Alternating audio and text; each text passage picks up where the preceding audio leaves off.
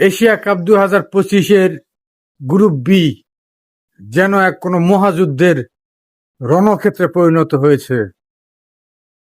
এই গ্রুপের 4টি দল, তার মধ্যে হংকং ইতিমধ্যেই টুর্নামেন্ট থেকে বিদায় নিয়ে চলে গেছে। বাকি রয়েছে বাংলাদেশ, শ্রীলঙ্কা এবং আফগানিস্তান।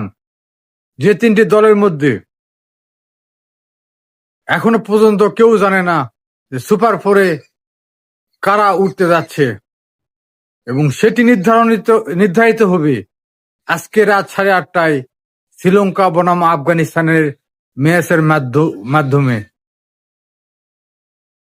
এবং অপরদিকে গ্রুপ এ থেকে প্রথম 2টি ম্যাচে জয়লাভ করে ইন্ডিয়া ইতিমধ্যেই সুপার ফোরে উন্নীত হয়েছে।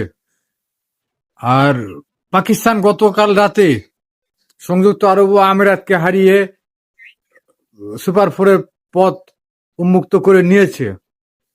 কিন্তু সবচেয়ে জটিল যে সমীকরণের ফাঁদে পড়ে আছে সেটা হলো গ্রুপ বি, যার 3টি দল বাংলাদেশ, আফগানিস্তান এবং শ্রীলঙ্কা, যারা কেউ জানে না যে এই কোন সমীকরণের ফাঁদে পড়ে কে এশিয়া কাপ থেকে বিদায় নিতে যাচ্ছে আর কোন 2টি দল সুপার ফোরে উন্নীত হবে।